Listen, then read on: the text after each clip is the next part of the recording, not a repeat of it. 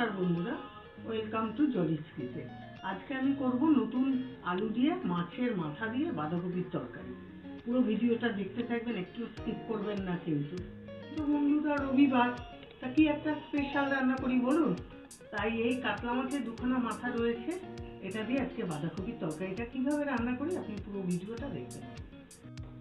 বন্ধুরা, এবার আমি আপনার বাঁধাকপিটাকে একটু ভাপিয়ে দিলাম, ভাপাতে বসালাম।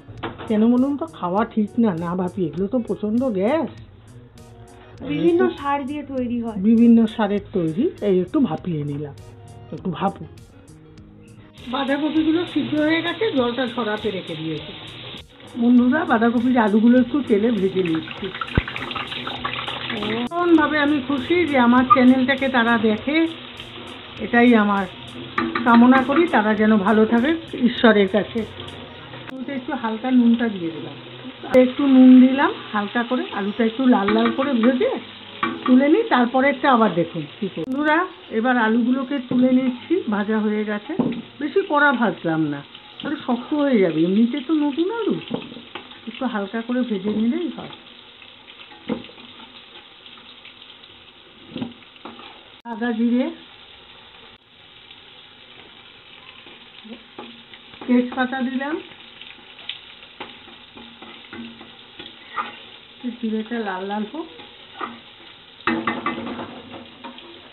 গরম মশলাটা দিয়ে দিলাম, অল্প করেই দিলাম। টমেটো আগে দিয়ে দিয়েছি, এবার দেবো আলু, এইবার দেবো বাঁধাকপি। মিষ্টিটা একটু পরে দেবো বন্ধুরা, হোক একটু মরতে থাকুক।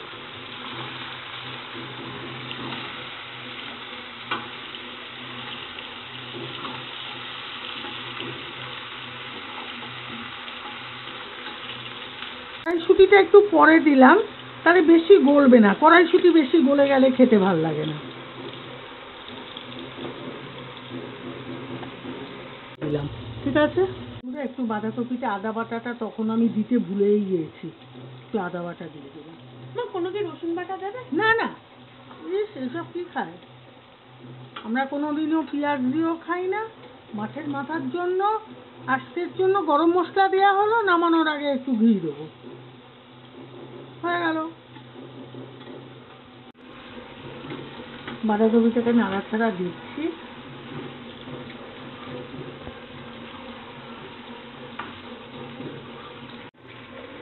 এবার বাঁধাকপিটা একটু চিনি অ্যাড করছি। বাঁধাকপিটা কিন্তু বন্ধুরা চিনি দেওয়ার পর একদমই কিন্তু রেডি হয়ে গেছিল। আপনারাও ঠিক মাছের মাথা দিয়ে এইভাবে বাঁধাকপি করে খাবেন, অসাধারণ লাগে। বেশি কিন্তু বন্ধুরা রিচ হয়নি। যদি ভিডিওটা ভালো লেগে থাকে তো আমাদের চ্যানেলটিকে অবশ্যই একটি লাইক দিয়ে দেবেন, আর বন্ধুরা আর সাবস্ক্রাইবও করে দেবেন আমাদের চ্যানেলটিকে।